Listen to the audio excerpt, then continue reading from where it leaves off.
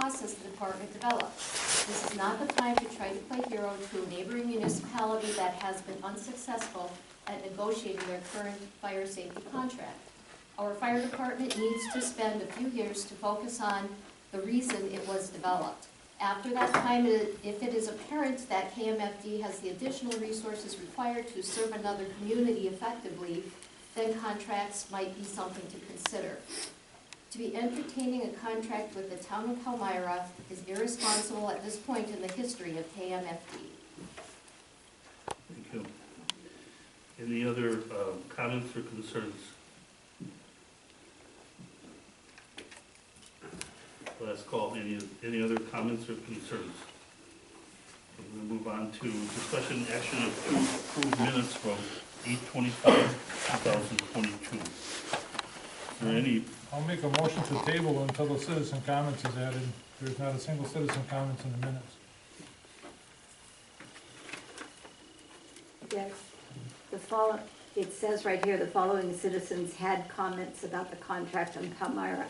There's no way we couldn't hear most of them, and there's no way we could have written down word for word what everybody had, because people had typed sheets. It doesn't have to be word for word, but there needs to be a summary of what everyone said. Well, the summary had comments about the contract with Palmyra. I'm making a motion to table until there is citizen comments added to the minutes. I think more can be in there, Janine.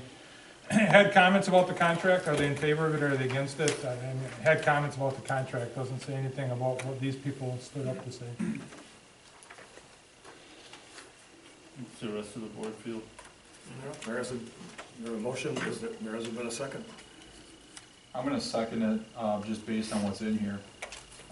The detail amount that's listed under each item, and then to have just,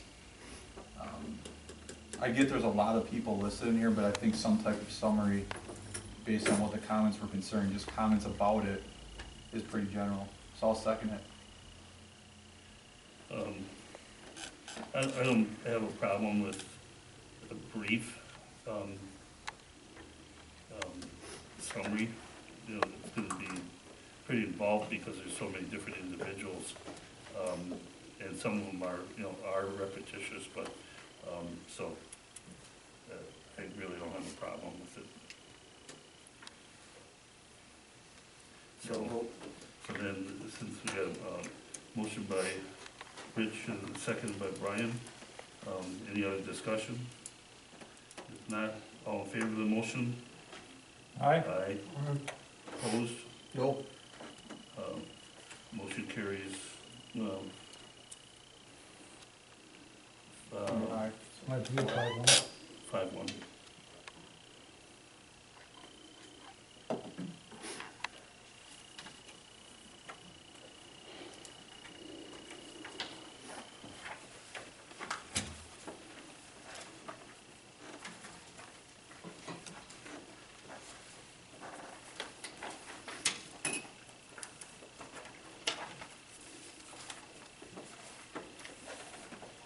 Okay, discussion, action to approve August financial report and accounts payable. One small note on the budget report, basic training, which is page 3, third section. And the cost of $638.25 is still falling under other. I think it should be under the EMT basic training, 510048. I think that just needs a journal entry. Except there's nothing in the budget item isn't listed under that one.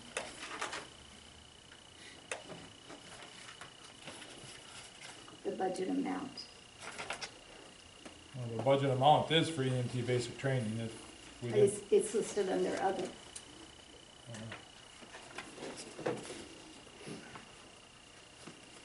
it's under other because it was put in the heading. That could be changed to be under the line item. But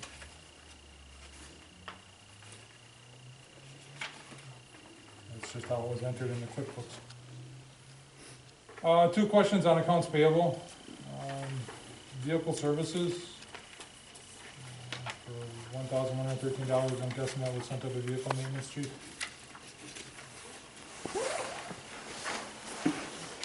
Check 1263 for the Just 1 second, please, get into it. Which one, Rich? check 1263.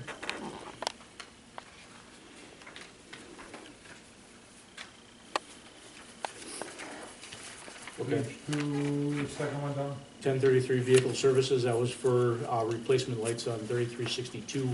One got broke off when the road was under construction. The tree limb took off a light, and we had to have that fixed. So 1033 services, that was, and we had to buy 2 new ones to match so they both matched.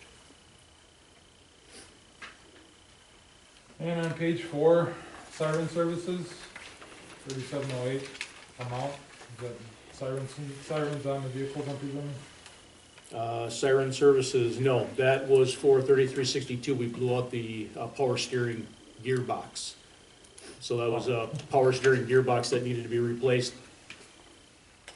So it's not the siren, that's the No, name of the company. yeah, it's just the name of the company. It's our guy that used to be at EAM that we used, and this is Ryan Myers and Company. Yep, that's our new repair place.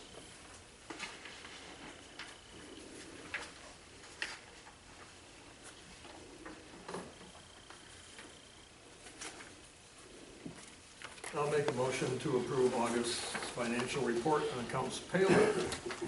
Second. We got a motion by Pete Johnson, seconded by Maggie Knight. Any other questions or discussion? If not, all in favor of the motion? Aye. Opposed? Motion carries.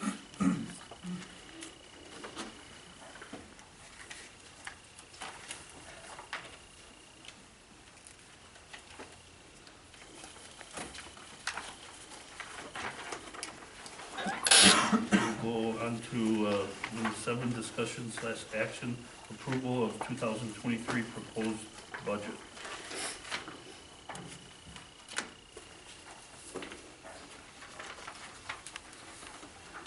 Does anybody need a fresh copy? Do you have yours with you? Now, the one that we should be looking at is final proposed 9/19/22 Correct, with grant. correct. Okay. Does anybody need a fresh copy? Yeah, I'll take one.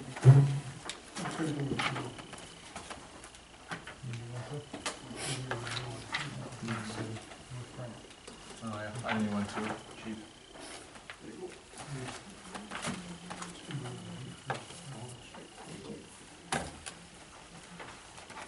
you go.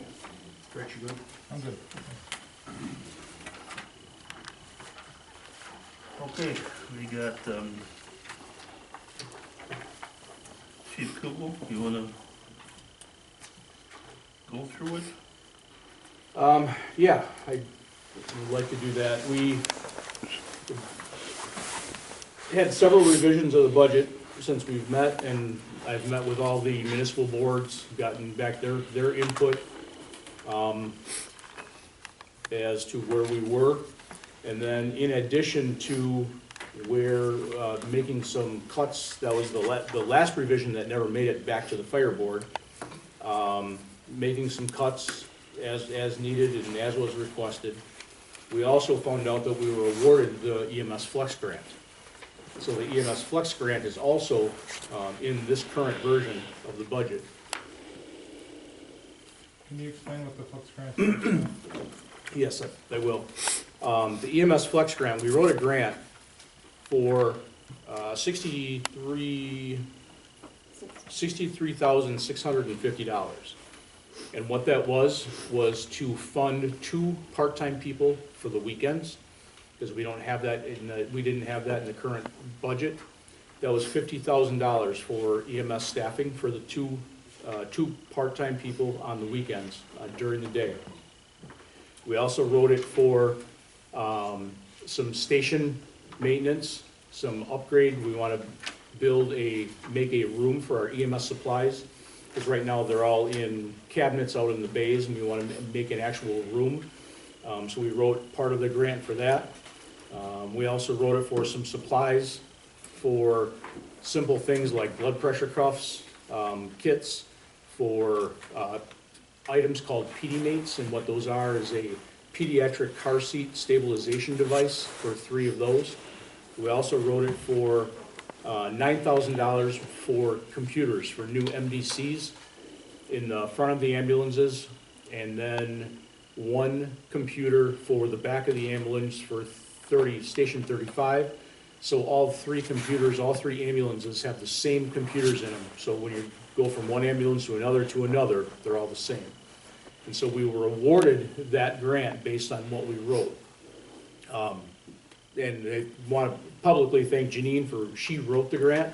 It got everything put together and it was awarded. We have not received the money yet, but we got the letter that we're being awarded that grant for 2023. So this budget also, it encompasses that as revenue, the $63,650, and then all the expenses are in this budget. One of the regulations of, we don't know a lot about this grant yet because they're still coming out with the regulations and rules. We know that in the grant, to provide back to them, what they want is the budget, the expense sheets of where we've spent that money, to make sure that it's very similar to an FAP grant. But it's not FAP, but it's similar to that, where all they want at the end is every 6 months, for 6 months in, because they want an expense sheet on what of that money we've spent, and at the end of the year, what of that money we've spent, to make sure that we're spending everything that they gave us in the grant. There is additional money that is coming to us. A lot of the departments that wrote the Flex grant got an additional amount of money. We don't know exactly what that is yet, but we know that we're getting awarded a little bit extra. We don't know what the rules are for that extra money yet. That information is going to be coming out in about a week or two, hopefully within a week or two. We know the rules on the money that have been awarded, but we don't know what the extra money, I don't even know what the extra money is for or how much it is. I know that part of it, when I was reading through everything, that we got awarded some extra money because we were not eligible for FAP this year. And so those that were not eligible for FAP got an extra award. So because of being a new district, carrying over from last year, we weren't eligible to apply for it. And so for 2023, they gave some money to those districts or departments that weren't eligible for FAP, like a first responder district and, you know, that type of thing. So that could very well be part of what that is. I don't know what that whole additional amount is yet, or what the rules are for spending that additional money.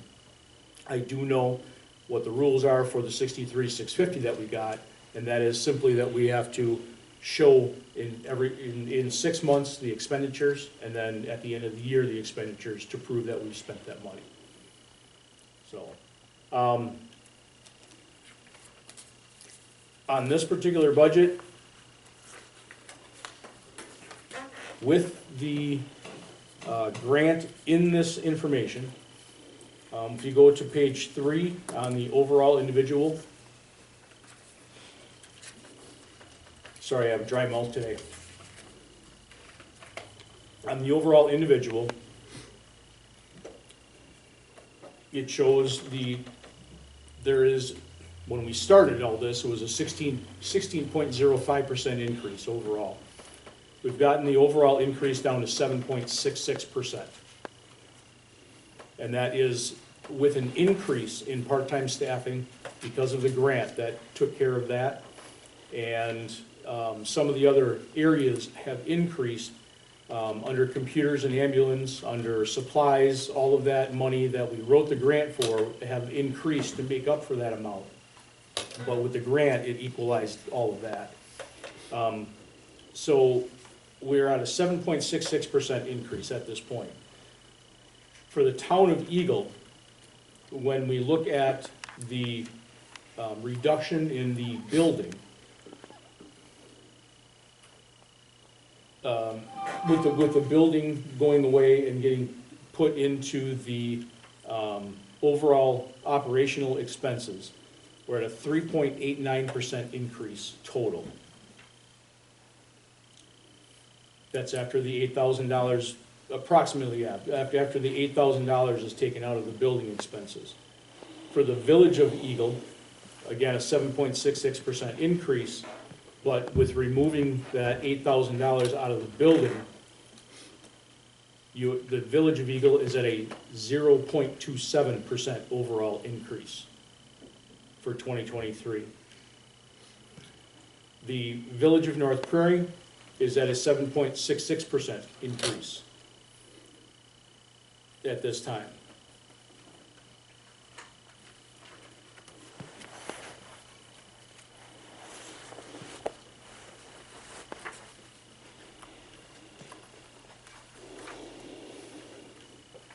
I don't know, what else do you want to discuss, talk about?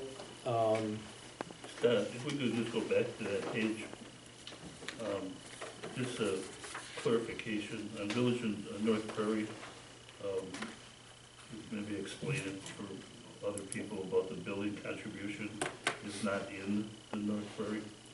The current budget, when it was passed, the Village of North Prairie, when their budget was passed, they did not include the $20,100 in the budget for their building. So therefore, they have the greatest amount of increase for 2023 at this point, because all of the money, the $20,100, is now in the operational expenses. And so they didn't have that amount of money to deduct, basically, like the town and Village of Eagle did respectively. Because of that money going into the overall operational expense, the town and village saved that $8,000. Village of North Prairie doesn't have that because they didn't put in or didn't have that approved in their budget. Sorry. I'm aware of it, I just want to, Yeah. for a little bit more explanation. You just let me, so with the grant, we've applied for the grant, we're limited to buying things that were in that application. Okay, and that's in here, and so that's our cost savings. And then any of the, until the state comes out with rules, regulations, or guidance on that other money, we really don't know what we can spend it on, what we can do with it or anything until such time as they come out with whatever their guidance is on that. Correct, yeah. With that additional money, we really don't know. We didn't expect it. I know that a couple of the departments that I've talked to said, yeah, we got a little extra too. We don't know exactly how much, but they just said we're gonna get some extra. But we don't know what the regulations are going to be on that extra money, and what we can use it for, what it's meant for. So yeah, we don't know that yet. But the things you can buy is only $13,650 worth. It's $50,000 for part-time staff, correct? Correct. So, I'm all for grants. Write grants, get grants to buy equipment, that's awesome. Grants for staffing scare the shit out of me. This looks good. We got $50,000 that we can use for staffing. The increase in the part-time cost only went up $20-some thousand. Mm-hmm. But next year, you take that 50,000 at our current percentages of 42, 21, 37. Next year, just to cover the staffing we are going to establish this year due to the grant, Eagle's going up 21,000, Town of Eagle is, Village of Eagle's going up 10,500, North Prairie's going up 18,500. That is correct. This is a one-year grant. It will give us, With that grant, we're going to establish staffing that we will have to pay for next year. no. If we are gonna go after more grants for funding, for staffing, if we don't get them, that program goes away at the end of the year. And we're gonna cut hours for coverage that we have? I don't see that happening. The grant is providing funding for weekends, correct? Correct, So normally, we're not staffing for weekends now. correct. So we're getting an extra year of benefit where we can staff for weekend. So if we don't get the grant in the following year, if we don't want to fund that, we just go back to the way we are right now. That's correct. Okay. So hypothetically, in the year, we have people that are helping cover these weekends. They're used to it. We have the coverage we're asking for. We don't get a grant, we're gonna say, guess what, you guys don't get to work weekends anymore? And we're gonna rely solely on paid on call? That's going backwards. I don't see that discussion happening next year. I see, here's the staffing we had last year, we want to increase by 3% staffing, and this is now what it is. That's how I see it. I think it'd be irresponsible for us to say we are cutting staffing. We're part-time paid on call. Everyone's talking about it's hard time finding staffing. We find staffing to do this because of the grant, and then we're gonna tell these people, thanks but no thanks, you don't get the hours anymore? I just don't see that conversation. Or get more grants. Or get more grants. Correct. And we'd that's be fine, you eligible can for try, FAP but there's no next guarantee year. on the grant. And you're right, there is no guarantee on grants. And, you know, this is a one-time grant that came out of the COVID-19 funds from the state of Wisconsin. There was $12 million that Governor Evers awarded. He added an extra because of the overwhelming response to this grant. He added $20 million to it to make it a $32 million grant. Or overall, $32 million available. And we wrote it for 2 part-time people for a year, and we got it. So to not use it, and Rich, I completely understand. I've talked to Steve about this a lot, about what are we gonna do in 2024? What are we gonna do in 2024? You're gonna ask us for It- $50,000. Well, I mean, you know, like, Realistically, that's what's gonna happen. right, like Chief and I did discuss, I mean, everybody's been saying throughout this whole process, we're short of staffing.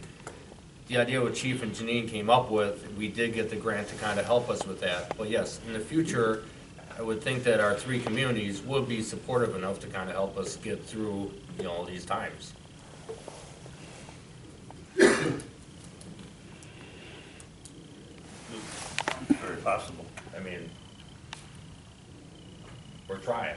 Obviously, this is put forward on our end with Chief and Janine to try to help us, to help our community. And now we ask, you know, help us, help you guys, so. Well, I'll make a motion to approve the proposed 2023 budget as presented.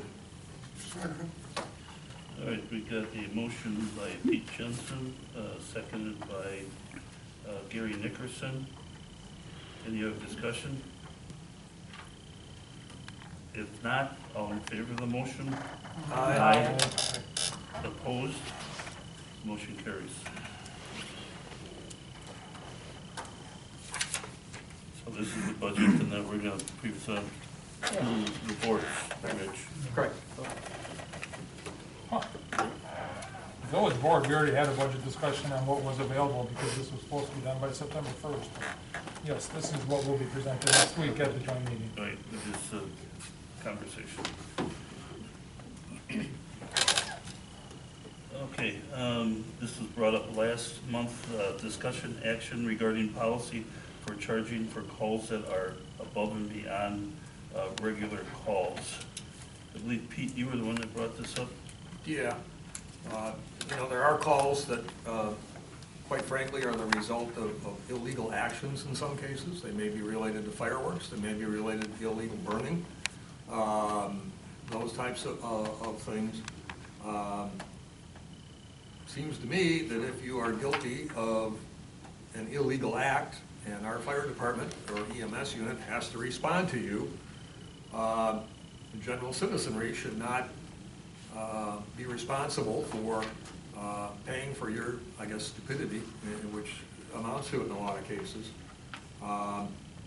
We have a reimbursement procedure that, or a system and costs that are already set up for the Wisconsin Department of Transportation that we use. Sets equipment rates and various other sorts of things.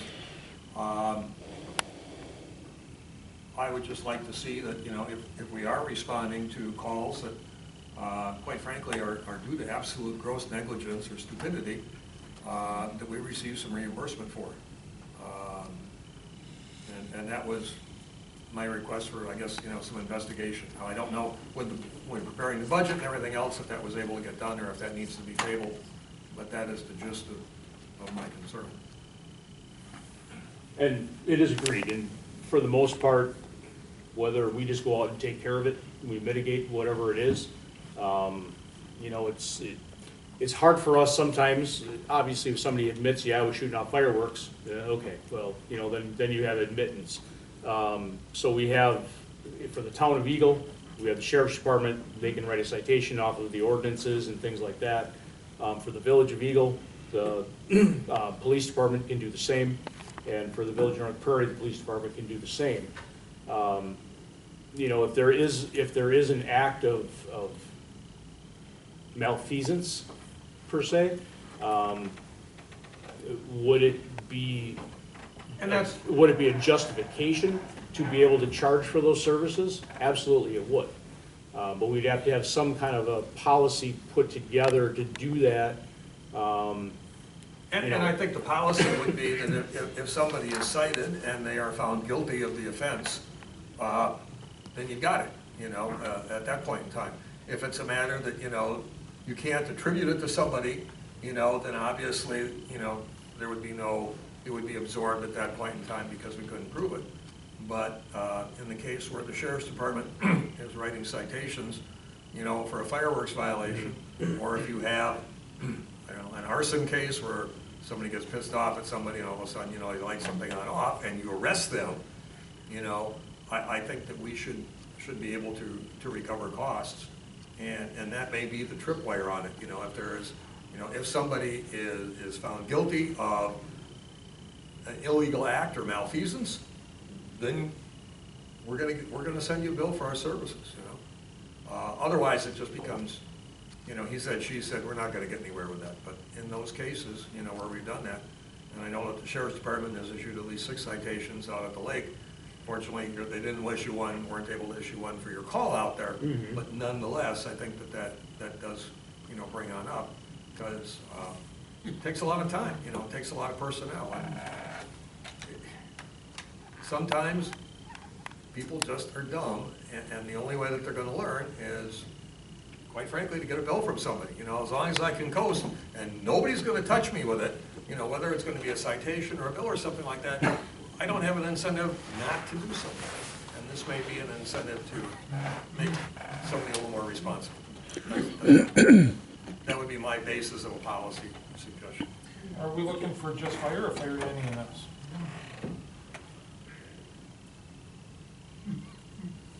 Because if you do fire and EMS and insurance paid for EMS, that money's got to be reimbursed back to insurance. Right. It must be I'm other, trying to think of an instance where, for EMS purposes, where it would be something malfeasant, that they would be found guilty other than drunk driving or something like that, you know. I think we could definitely do it for fire. Why don't you start off with fire? Because we already have a reimbursement system for EMS and we don't have for fire. Right. But that would be, and we've got, and for the highway system, that is for fire. We've got that system already set on up. Mm-hmm. So we don't have to reinvent the wheel, and if somebody questions it, well, this is the rate that we charge. The state of Wisconsin allows us to charge, therefore that's going to be your rate. We're in good terms with that. I would think that would be at least a starting point for this. What's your policy and judgment for charging back a regular? Like Somerset, you said you're charging back for the fuel. What's the policy judgment for charging things like that? Anything over and above customary charge, anything over and above customary. So if we have to bring in an excavator for, let's see, the Samuel's barn fire, Christmas Eve, we brought in 2 excavators. They got billed for that, they paid us back for that, because we had to pay for that out of our pocket, and then they reimbursed us for that, or their insurance did, one of the other. Somerset, it was the extra fuel that the charges that we billed them for. Hazmat would be another. Yeah, hazmat would be another one that if we had to bring in, like City of Waukesha or City of Milwaukee hazmat teams, we would get billed for that. We would pass that bill on to. Anything that we. So it's pretty easy if you're being billed for something like this. I get that. Right. But when you're doing the fuel, it's just basically, it's going strictly off the words of extra charges, extra needs. Yeah, The policy is anything that we get billed for gets passed on to the customer. So, you know, we don't get billed for all the mutual aid, we don't get billed for any of that. We get billed for the fuel, we get it when we have a fuel. We get, sometimes, all the food for that fire was completely donated across the board. So we didn't get any of that bill. But the excavators, the excavators for the Samuels fire, that was $3,000 in excavator bills. So that got passed on.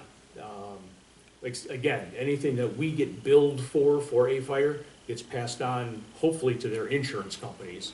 In the long run, then we'll get reimbursed for that. Would you like to explain, however, how you do it for the state highway and how those fees are collected?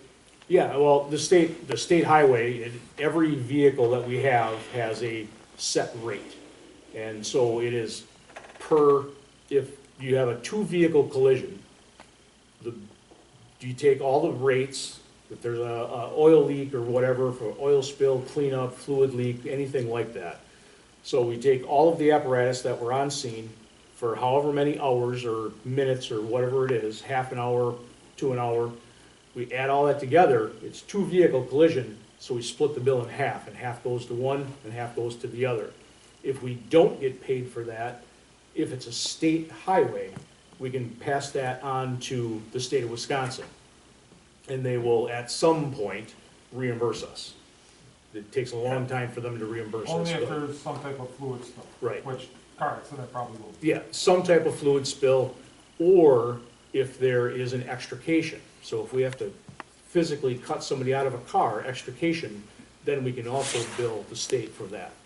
Those are the only two times we can do that. But it is done by the hour per vehicle, and each vehicle has a separate rate assigned to it. So this came up with the gas leak, I think, initially. So how did that relate? It's an accident, it's not illegal. Yeah. You're not getting charged. Right, it's not illegal, they're not gonna get charged. Nobody was really necessarily found, you know, the one big gas leak was, with the Wisconsin, county highway, putting up new signs when they drove the new policies, they have to go through and put roadsides in an extra 18 inches deep into the ground. Well, they didn't anticipate the gas main being a little higher than the 18 inches they had to intrude, and they drove it right through a gas main. A couple of the other calls were down here on Main Street when they were putting in the new water line, and they hit the gas main a few times, a few different times. So those might be negligent, nobody's getting cited, so it wouldn't fit with that type of a policy. Correct. Yep, something like that, do we just respond to it? But if you had the situation where somebody has an illegal burn barrel and it gets out, that would be, and they are cited for having an illegal burn barrel or illegally burning or doing something, then that would be, since they are cited, Right. you know, and there is, in some manner, shape, or form, either a no contest or a guilty plea, or whatever, then that would potentially be a reimbursable cost. I'm not saying that this is gonna be a big moneymaker, but I think, you know, at least personally, you have to kind of draw the line in between what are our free services that everybody is gonna throw into versus if you're a dummy and do something dumb, you know, I shouldn't pay for it. And I don't know of a polite or simple way of saying that, but we've got some dummies out there, you know. Well, we can start, if that's what you're looking for, we can start with an SOG policy, you know, if found guilty type of situation for fire, and we'll work on just fire, and I'll bring it back to you at the next meeting and see what, if you like it, if you want to change it, you know, different wording, whatever, so. It'd be a step in the right direction. What about the other larger fire departments, you know, Lake Country and so forth, Western Lakes? Don't they have something, rather than us reinvent the wheel, don't they have something similar to this? I'll reach out to both chiefs and see what they have. You know, just to check it out. Mhm. But I think, so, I don't know. Okay, I'll make a motion then to table item number 8. Okay, so we got, motion by, Justin on the table and second by Gary Nickerson. Any other discussion? If not, all in favor of the motion? Aye. Opposed? Motion carries. We got, number 9, report regarding evaluation forms. Rich handed one out, last week, I believe. Yeah, at the scheduled meeting. We talked about it last month. I kind of summarized what the village uses a form and was asked to see the format, so there it is.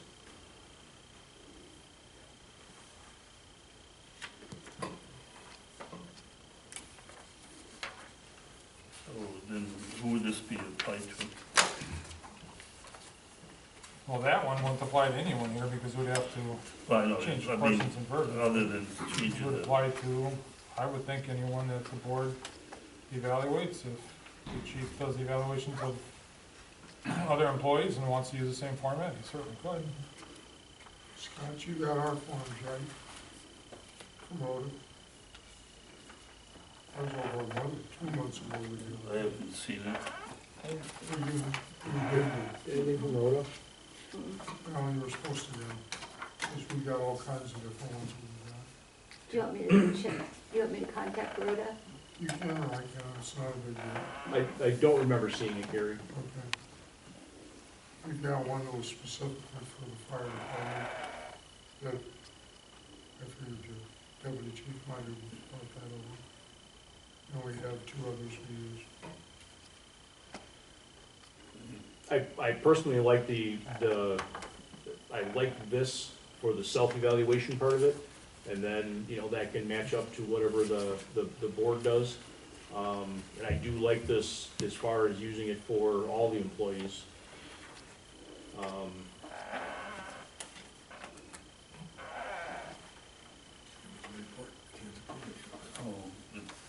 Now's the time that we need these to be worked on for the end of the year. Rich, what's your thoughts? Figure out what questions we want to ask for eval, we have someone type it up, get it ready. I don't know if you want to use that form, you want to use a different form, right? Up to the board. What's your thought, board? Well, I think Scott should probably take a look at Gary's form. This is listed as a report regarding the evaluation form, so we can't take any action anyway on it, so. I guess we've had the report, we can move on. And we're gonna have Scott get the eval form from North Prairie to compile a eval form. Well, whatever eval forms anybody wants to send should be to Scott within a couple of weeks, so he can manipulate them and bring it back to the next meeting for possible action. So Scott's formulating his own evaluation form. Or anybody else who wants to do it, so. I would think it would be a board function, not the employee's function, to set up his own employee form. As soon as I get it from Rhoda, because I know once Janine contacts her, Janine can get it, she can send the ones from North Prairie out to the entire board. That works. Okay, so then it's gonna be sent to all of us.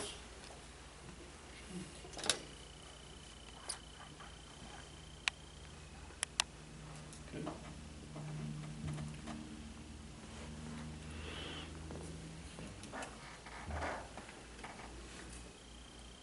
And Scott, you're gonna make sure we get these, or Yeah, I'll- Janine? One of us will make sure that the entire board gets the ones from Gary. Okay, we'll move on to 10, discussion / action requesting quotes for Kettle Marine Fire Department audit.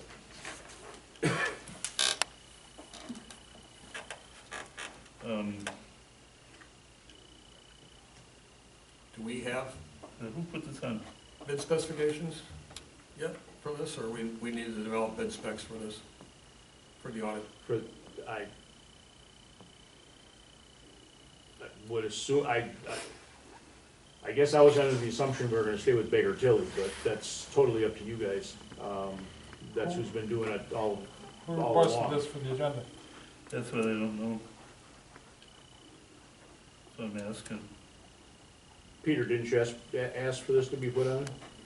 Yeah, I simply, I wanted to know if we had any bid specifications for the upcoming audit, so that if we're going to, we've got a new department, if we should, bid this thing on out, and what I was asking is do we have bid specifications or something that we can send out to people and say, listen, this is what we want, give us a price, so we can compare apples to apples, rather than just go back to somebody and say, here's your price, and it's, I don't know if we can use the town's bid specs, because they just went through the process of hiring an auditor, but I guess it's more of a question of how we do this, How do we want to do it Yeah, how do we want to do this, as a board? Yeah. Well, Baker Tilly did Eagle, they were at 5,000, it's an abbreviated audit. When the budget was coming up, I asked if our budget number was okay. Wendy said actually Kettle Moraine will be different because it has equipment as an asset now. Eagle Fire Department did not, so the price probably will go up. She wanted a list of the equipment. I got a list from Scott on Thursday. I did not send it to her yet because this was on the agenda, so I figured I'd wait and see what this is. I would think if we're going for quotes for bids, we would have done that before we had the budget that now says we're spending $6,000 on an audit. Because doing assets, Wendy said Kettle Moraine's probably somewhere between 8 to 10,000. Between what? 8 to 10,000. Baker Tilly is pretty reputable. They've been doing the fire department for how many years, Rich? I believe 4, Quite, maybe more. quite a few, and I've witnessed their results of their audits with they do a presentation after they're done, and they're pretty thorough, or they are thorough, and I was impressed. The town would have had them on, but they were way too busy, and they could not take us on at that time. But, so I personally think we should just, time element is, I think we should just go with Baker Tilly and send the cost of the equipment over to Wendy, was it? Yep. Wendy, that's who does the presentation, and she did the audits before, so, and I think they did a good job. That's my opinion, so. Anybody else? Well, if that's the way things are, if that's the way things we want to do it, then I'll make a motion that we approve contracting with Baker Tilly for our audit. Okay, in return, the information that is needed from, And then we'll supply whatever information that they require for their function. okay. So, that's a motion by. So the cost of that budget, the cost of that audit is included in the current budget, that was the. Yeah, well, we gotta pay for it, whatever they charge us for it, If we're not gonna do competitive pricing, whatever they wanna charge us for it, we'll pay. Although I still think the idea of getting some, even if it's an informal quote from other people, if we can say exactly what we want, we might be able to save some money in the process. And I think that's, they do a good job, there's other companies that I think potentially also do a good job. But it begins with outlining specifically what we want. Just going through the process, there weren't like hardly anybody out there that had the manpower to take on the town, and we had like hardly anybody that responded, and so I really don't think. And Don, that's fine, we're getting light in the year, we used Baker Tilly for this year, but then I would hope for the next year, once Baker Tilly gets done with this and we know exactly what the audit is comprised of, we can develop some specifications that say this is what we want, and we put it out for pricing. So we have the opportunity to say, listen, if they're the cheapest, fine, we'll do it. But if something, and again, just because you put it out to bid doesn't mean that you have to accept the lowest bid. You can accept, you can deal with those types of things. But I know on our construction project at the dam, we had almost $200,000 worth of difference in between the high bid and the low bid on construction. We're doing the same thing. That's pretty good savings to take the low bid. Yeah, but then also you started at what date? Yeah. Well, again, yeah, I'm and, not arguing. yeah, no, Bring it out. you gotta start in advance, and Yeah. that's why I asked if we had specifications. We don't have specifications, probably we don't have time to put together something that's reasonable at this point. But if we have, Baker Tilly do it, we have an identification of what they do, what they put in it, that's the basis of developing specifications for the following year. If they come in low the next year, that's fine with me, but gotta take a look at some of that at least. So that's why I made the motion, if we don't have anything, I would say probably this year, the best option would be to go with Baker Tilly, but in the future, we need to look at that. Okay, yeah, You want to add that to your motion, that it's a one-year agreement? Yeah, I will be glad to amend my motion if this is a one-year agreement. I'll second that. and that we're gonna get them the information. Yeah, well, that That comes out of goes the audit. without saying. Okay, okay, so we got a motion by Pete, Janine, you have that motion? Mhm. Okay, I did. and then, Gary, second. seconded by, Gary Nickerson. So, Any discussion? yeah, so we're approving the contract before we even see the contract. As far as the cost, if you want to do it